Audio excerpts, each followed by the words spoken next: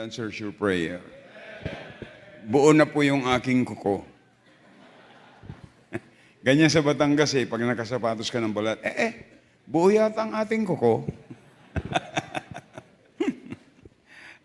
Salamat po. Talagang it came to pass. Salamat sa inyong prayer. At nais kong buksan po natin ang ating Biblia sa 2 Chronicles.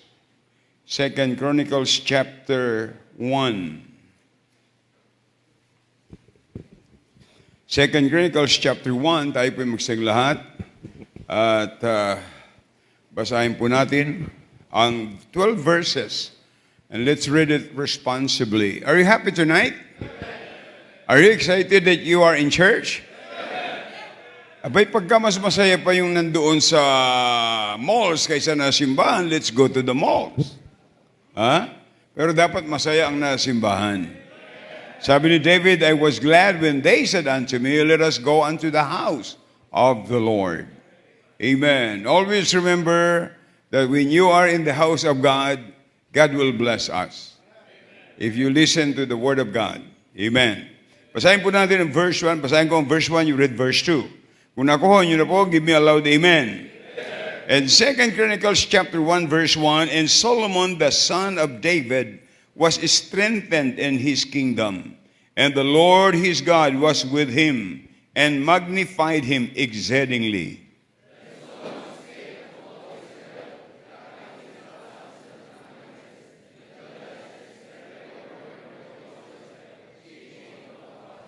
So Solomon and all the congregation with him went to the high place that was at Gibeon, for there was the tabernacle of the congregation of God, which Moses, the servant of the Lord, had made in the wilderness.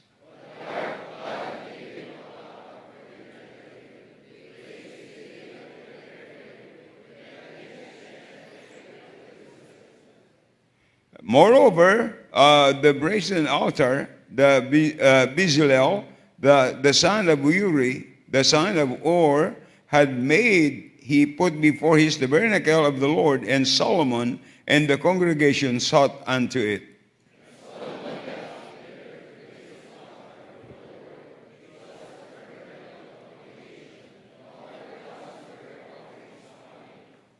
And Solomon said unto God, Thou hast shewed great mercy unto David my father, and hast made me to reign in his stead.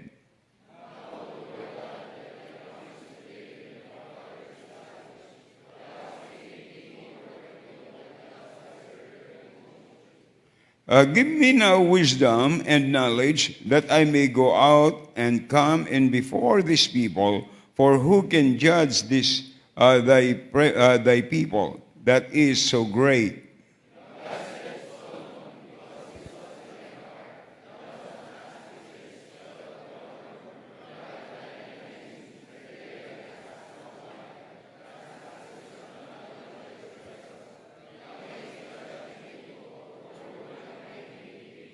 Wisdom and knowledge is granted unto thee, and I will give thee riches and wealth and honor, such none of the kings have had that have been before thee. Neither shall there any after thee have the like. Dakilang Diyos, salamat po sa inyong salita na aming binasa. Patawad, Panginoon, sa aming mga kasalanan. Linisin niyo po ang aming puso sa anumang karumihan. Pagpalain niyo po ang lingkod niyong gagamitin. Pagkano sa aking sarili, wala pong magagawa. Unless you use me, I'm just good for nothing. So I beg your power, Holy Spirit of God, empower me now. Give me words to say, forgive us of our sins. In Jesus' name we pray. Amen. Amen. Thank you, and be seated, please. Nais kong bigyan natin pansin, mga kapatid, ay ang verse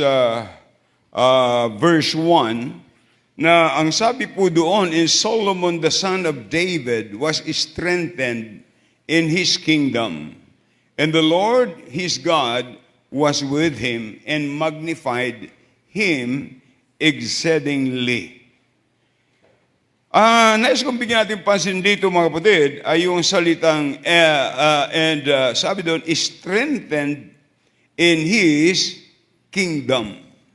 Tandaan po natin, na ito si Solomon ay binigyan ng lakas. Huwag nating kalilimutan, if you are a child of God, we need to appreciate that God gave us strength. Are you listening? Opo. So the topic tonight is, when you're strong, kapag ikaw ay malakas, ano ang dapat nating gawin? Hindi tayo bibigyan ng blessing na anumang blessing na para magamit natin hindi sa ikaluluwalhati ng Panginoon o kaya ipagyabang natin o kaya ipagmalaki natin. Kaya may kita po natin, mga kapatid, I believe that you will agree with me that strength is a blessing. I said strength is a blessing. Pero tandaan natin, sometimes blessing become a danger when a person forgets God. Nagiging mapanganib din po pagka kinalimutan natin kung saan galing yung ating strength. Huwag nating kalilimutan, ang source ng ating strength ay ang Diyos lamang. Wala pong iba. Amen. So Solomon becomes strong because God was with him. Can you imagine? If God is with you, sino pang magtatagumpay laban sa'yo? Kaya nga sabi ng Panginoon sa church, and even the gates of hell shall not prevail against it. Why? Because of God's promise, and lo, I am with you always, even unto the end of the world. Even Satan. See? Maaring payagan ng Diyos ang ibang simbahan ay mawala, pero tandaan natin, as a church na itinayo ng Panginoon, hindi yan mawawala. Sapagkat ang sabi ng Bible, once the church is with God and obeying God's word, obeying God's command, God will continue to bless them. Amen. So God was with them. Not only that, but He depended on God. Huwag nating kalilimutan, mga kapatid, whatever we have, tandaan natin, God entrusted it to us. Even your body, sabi ng Bible, your body, ye are not your own. 1 Corinthians chapter 6, verse 19, ye are not your own, ye are of God's. Therefore, glorify God in your body and in your spirit. Kaya dapat alagaan natin ito. Amen? Huwag natin payagan na lagyan niya ng gout. Pinalalaya siyang gout na yan. So, not only he is dependent on God, but he sought wisdom before success. Siya'y humingi. Kaya makikita natin ang sabi ng Bible dun sa verse 8, and Solomon said unto God, Thou hast showed great mercy unto David my father, and hath made me to reign in his stead. Hath made me. Ang Diyos ang siyang naglagay sa kanya. Sabi ng Panginoon kay David, you cannot be a king because you're a man of war. So Solomon ang inilagay ng Panginoon. Why? Because he humbled himself. He recognized, he made me. Tandaan natin, in any position that we have, as a Christian, as a child of God, God made it for you. Amen? Kaya wala tayong pwedeng ipagmataas. Wala tayong ipagmamapuri. Wala tayong pwedeng ipagyabang. Sabi ko, lagi kitong sinasabi, nung tayo ipanganak ng ating nanay sa labas ng bahay bata, mga kapatid, wala tayong dala kahit na ano. Kaya dapat nating i-recognize, whatever you have right now, it came from God. Amen? So, when you're strong, tandaan natin, i-recognize natin, God was with you.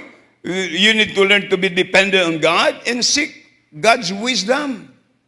Akalain mo, ang hiningi ni Solomon, hindi kayamanan, but wisdom. Amen.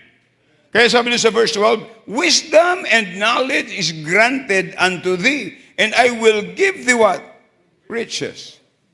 See? Kaya seek ye first the kingdom of God and His righteousness, and all these things shall be added unto you. Tandaan po natin, mga kapatid, ang nakalulungkot ay maraming mga tao kaya nilang mag-survive sa kanilang mga weaknesses. Pero ang nakalulungkot ay hindi natin kayang isurvive o hindi natin kayang bigyan ng magandang pag-uugali when God bless us. Sometimes we are proud of the blessings. Mga kapatid, huwag nating ipagpalit yan. Kaya ka binigyan ng Diyos ng pagpapala sapagkat ipinakita mo yung iyong tamang behavior towards the blessing. Don't change it. Amen? So, when you're strong, number one, stay dependent on God. Stay dependent on God. Paano ka nagkaroon ng ganyan? Gawa ng Panginoon. Naalala ko nung first anniversary doon sa Guam. Sabi ng ibang preacher doon, how did it happen? Well, that is God's work. It's by the grace of God. See? Kaya anumang blessing sa atin, i-recognize natin yun, mga kapatid. Sapagat ang sabi sa verse 1, the Lord, his God, was with him. Tandaan po natin, mga kapatid, Solomon's strength did not come from himself alone. Hindi kaya, kahit tandaan natin, ilang bisis ka man mag-work out, gaano man muscle kalaki, mayroon ka, in the absence of God, you cannot be successful. Huwag natin kalilimutan, galing yan lagi sa Panginoon, the real strength was the presence of God. Yan ang real strength, the presence of God. Are you listening? So, kahit na tayo ay strong, huwag natin kalilimutan na kailangan pa rin natin ang Diyos. Gaano man pagpapala natin, kailangan natin ang Diyos. Amen? Huwag nating aalisin po yan because success without God produces pride. Anumang tagumpay na wala ang Diyos, ang laging binubungan niyan ay pagmamataas. Hindi ka pinayaman ng Diyos para ikaw ay magmataas. Hindi ka pinayaman ng Diyos to look down others. Huwag nating kalilimutan yan. So success without God produces pride, and power without prayer becomes dangerous. See? Mapanganib yan. Kaya mga kapatid, parang ano yan parang saranggula. Ang saranggula, gaano man katayog, gaano man kataas, ang kanyang lilipad ay hindi lamang gawa ng hangin o gawa ng maganda yung kites niya. No. Kaya yung pataas ng pataas sapagkat yung kites niya stay connected. Pero pag naputol yan, it will fall down. Mga kapatid, as long as we stay connected with God, we will never fall down. Huwag nating kalimutan po yan. Gaano man yung kataas. Kaya yung kasabihan, magpagkataas-taas man ang lipad. Ano yun? Nakalimutan ko na tuloy. Yung palang kalapating mataas ang lipad. Okay. So, ano sabi ng Bible? Sa John 15:5, for without me, ye can do nothing. Alam nyo, mayroong mga Kristiyano na parang they are too big for their church. Parang hindi siya mat sa simbahan, parang masyado siyang malaki at hindi matugunan ng simbahan ang pangangailangan niya spiritual. That is too much. Tandaan natin, sabi ko, lagi ko sinasabi, ang Diyos ang nagliligtas, ang Diyos ang nagdadagdag. Kaya kung tayo idinagdag sa simbahan, idinagdag para maging problema, tayo idinagdag para maging blessing. Amen. Kaya salamat sa Panginoon. Huwag tayong masyadong paimportansya. Everybody is important. Huwag mo sabihin na you are more important. The greatest important in the church is the presence of God. Amen. Number 2, when you are strong, stay humble. Kung ikaw ay malakas, matatag, stay humble. Huwag mo sabihin, kaya ko yan. Sapagkat ang sabi sa Proverbs 16 verse 18, pride goeth before destruction. Tingnan niyo si Solomon. Solomon started humble, but later pride and compromise entered in his life. What happened? He lost his kingdom. Mga kapatid, wala po tayong ipagmamapuri kundi ang Diyos lang. Pagka yun lagi ang magiging attitude natin, the blessing will continuous flowing on your life. See? Sapagkat marunong tayong mag-recognize. At saka, huwag tayong lalayo doon sa nakatulong sa atin na para tayo ay maging strong at maging successful. I-introduce natin sa iba kung paano. Amen? Minsan susubukin tayo. Alam niyo bang strength test humility. Money test character. Possession test spirit, and popularity test motives. Alam niyo, madaling maging popular if you want to be popular, but pinakamaganda, tayo po inilagay ng Panginoon sa simbahan, at ang purpose ng Panginoon sa simbahan, hindi yung church ang maging popular, kung kaya lang nagiging popular sapagkat wala tayong itinataas kundi ang ating Panginoon lamang. Sapagkat lagi nating ipinipreach, walang ibang pangalan sa silong ng langit na sukat ikaligtas, maliban sa pangalang Jesus Christ. It's not the name Mary, it's not the name Joseph, it's not the church, it's not religion, it's the relationship with God through Jesus Christ alone. Opo. Kaya wag po natin kalilimutan mga kapatid. Stay humble. Sasabihin, I'm proud that I'm humble. Para mahirap unawain nyo na. Alam nyo, gaano man kataas ng punong kahoy na mabunga, laging niyang patungo. Pag mabunga, tutungo yan. Kaya pag ikaw ay pinagpala ng Panginoon, the more you need to be humble. Amen? Hindi, tingnan mong ginawa ko, para yung nasa parable, ang dami na ng aking magiging bunga, aking gigibain ko ang aking kamalig at itong gagawin ko at ito ang gagawin ko, nawala na ang Panginoon. Huwag nating aalisin ang Panginoon sa ating buhay, mga kapatid. Amen? There's no self-existence. Kaya wag nating kalimutan sino yung nagturo sa atin, sino yung naggabay sa atin, wag nating kakalimutan yun. God will always give you somebody that can help you. Amen? Kaya ang strong Christian ay hindi arugante, kundi siya ay mapagpakumbaba. Huwag natin ito lagi ko sinasabi. Don't forget where God found you. Where did God found us? Lagi ko sinasabi, sabi ko, may dinidevelop akong message. Don't forget where you came from.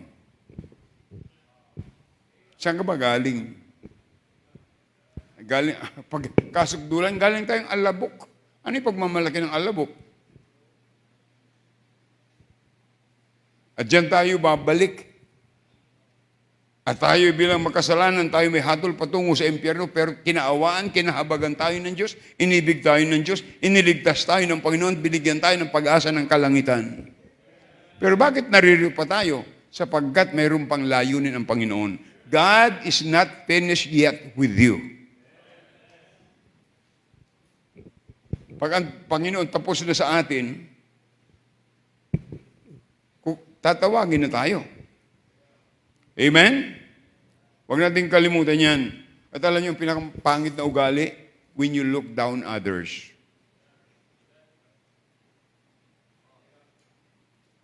When you look down others. No. Huwag natin kalimutan, gaano ka man kayaman at gaano man kapulubi yung isa, parehas pa rin nalapat ang paa sa lupa. Siguro yung mayaman may sapatos, yung isa wala. Bakit? May gout. Minsan, yung iba ginagamit na phrase ay, Some people used to say, praise the Lord. Pero yung iba, sabi ngayon, na pinagpala na siya, some people used to say, praise the Lord. Ngayon, pinagpala na siya, sabi niya, talk to my secretary. Grabe, no? Hindi na makausap, hindi na maabot. Too high to reach. That's pride. Number 3, when you're strong, strengthen others. Strengthen others. Ano sabi sa Luke 22, verse 32? When thou art converted, what?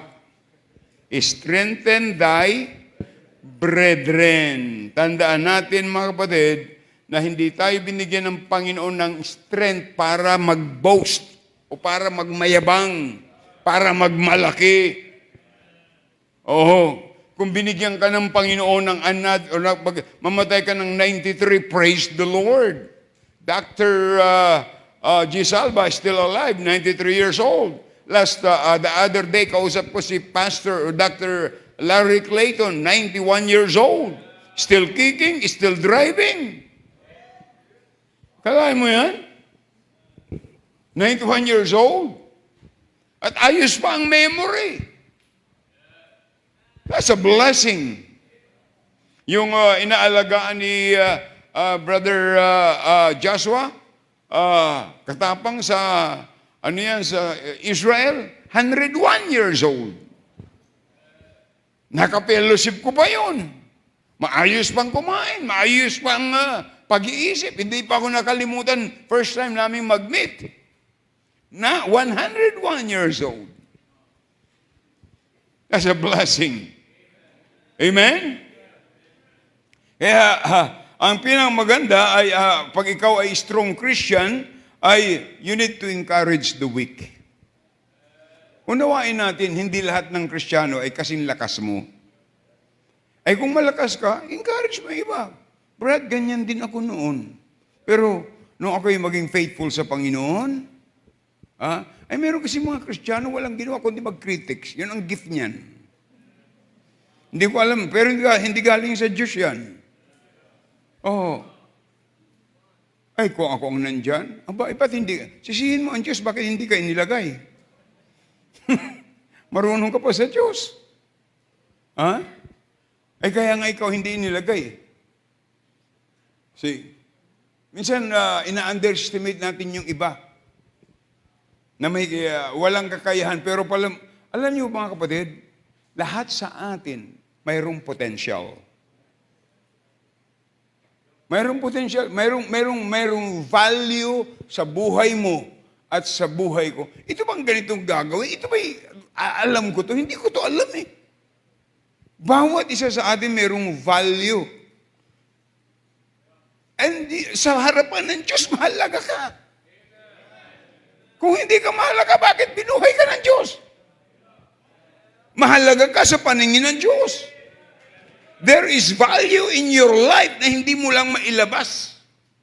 Para yung silver na hindi makita yung pagka-silver kasi maraming dross. Pero pag nilinis at nilinis at nilinis, lalabas na yung kintab. Andun yung value. Kaya kinakailangan lang sa buhay natin ay linisin tayo ng salita ng Diyos para lumabas yung value. Kaya tingnan nyo, ang iba hindi man marunong umawit nung una, pero pumunta sa choir. Sabi ng isa, Pastor, ako po'y sintunado. Pwede ba akong sumali sa choir? Pwede naman. Tatanggapin kaya ako. O ilalagay kita, ako na maglalagay sa iyo. Huwag mo na lalaksan ang busis mo. Di ba magandang usapan yun? At least nandun ka sa choir. Di ba?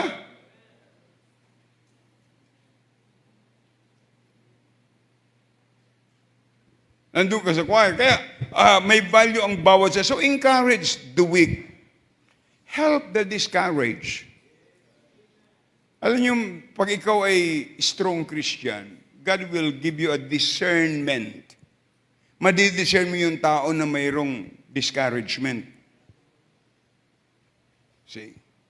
Bakit ka parang discouraged? Kasi sabi ng iba, pangit ako. Huwag kang ma-discourage, Larry. Gwapong-gwapo ka. Oo, marami kang tagahanga. At least na-encourage. Sabi ko, yung devotion ko kanina sa staff, encourage yourself. David encouraged himself in the Lord. Pag walang mag-encourage sa'yo, encourage mo sarili mo. Punta ka sa salamin. Okay lang yan, okay lang. Kaya mo yan, kaya. Nakayanan nga ni Larry. Kaya mo yan. Walang mag-encourage sa'yo. Babaya mo ang sarili mong discourage. You go to the mirror. Lord, salamat po sa mukha na ibinigay niyo sa akin bagaman ako'y nadi-discourage. Learn to encourage yourself. Amen? Help the discouraged. Yung mga, sabihin natin na mga Kristiyanong bumagsak, encourage them. See? Encourage them. Alam niyo yung mga taong mga nagkikwit, yan ayaw ng encouragement. They made a sudden decision na alam nilang mali. Sapagkat ang tao hindi basta yan magkikwit na overnight. No. Pinag-isipan nila yan. Mas komportable ako sa labas, walang may control, walang pastor na may control, walang Sunday school na may control, walang simbahan na may control. Kaya dito ako, yan ang aking kalayaan. Pero hindi mo alam, lalaunan, hindi na yung kalayaan. Kalayuan mo na yan sa Panginoon. Look at the prodigal son. Abay, pambira, kung yung bless ng Panginoon, gagayahin niya ng maraming Kristiyano.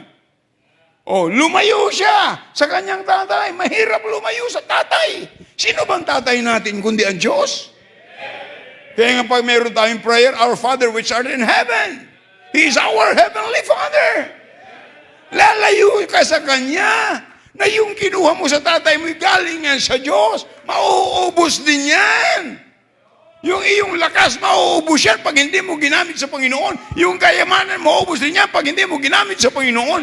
Why not invest it in the Lord's Word? Invest your strength. Invest your talent. Join the choir. Join the orchestra. Join the soul winning. Join the ushering. Join the ministry. And God will bless you. And then be a blessing to the young Christian. Maging blessing ka sa mga batang Kristiyano. Kadami-dami natin mga bagong baptize sa bawat area. Be a blessing to them. Kamayan mo, praise the Lord, nakita kitang sumunod sa tubig ng bautismo. That's the first step of obedience. That's the beginning of your blessing. Sapagkat God blesses the obedience. Amen. Kaya tandaan natin mga kapatid, pag ikay pinagpala ng Panginoon, use your strength to serve God. While you are strong, young people, while you are young, masyadong, alam niyo minsan, ang maraming muscle ay hindi na dito sa braso, dito na eh. Scroll. Nandito na yung muscle. Kaya i-scroll. Ay gamitin mo sa Panginoon. Kung ikaw ay influential man, use your influence. Get people saved. Make your testimony a great influence to them. Amen? And then use your experience to guide others. To guide others. Hindi yung parang sawang-sawa ka na maglingkod sa Panginoon. Anong ibig mong sabihin? Pag sawang-sawa ka maglingkod sa Panginoon, anong ibig mong sabihin? Panginoon, kunin mo na kaya ako. Hindi ganoon. While you are young, serve God. And when you become adult, you become senior, you will be a great example to the younger generation. Who will produce a great generation for God? The church must produce a great generation for God. Amen? Kaya magpasalamat tayo sa Sunday School, pasalamat tayo sa Sunday School teacher, magpasalamat tayo sa mga activities ng simbahan, magpasalamat tayo ng simbahan, ito yung merong vision. Hindi yung sasabihin, bakit kasi mayroon pang mga 5,000 na yan na project? Nakakabless ka, kapatid. Baka pag nangyari, ikaw ang unang uupo doon. Sabihin mo lang kung ikaw yun, kung sino yun, at bibigyan kita ng special na upuan. Papasadya ko sa iyo. Para sa kritiko. Ayun. Ha? Mga kapatid, kung ano mang ang vision ng simbahan, magpasalamat tayo. Na meron simbahang may vision na katulad niyan. Bukas, may evangelistic meeting. Pastor, hindi ako marunong mag-soul-winning. Your presence there is a great encouragement. Ibig sabihin, yung gawain na yun ay mahalaga sa iyo. O, sa Friday, 2. O, ay be a blessing. Punta tayo dun. See? Ay maging blessing man lang tayo. Hindi yung, bayaan mo lang sila. Sila yun. Mga kapatid, hindi, sa simbahan na ito, hindi atin-atin, hindi kanya-kanya. Tayo lahat. Amen? Are you listening? Tandaan natin mga kapatid, ang pagiging malakas na Kristiyano ay hindi problema. Ang problema ay when you become strong without God, without humility, and without purpose. God has a purpose in your life. You need to seek that. You need to beg on that from God. Yan ay ipagmakaawa natin sa Panginoon, mga kapatid. Huwag nating kalimutan. Kaya siya ay naging strong because God was with him. He sought God and he walked humbly.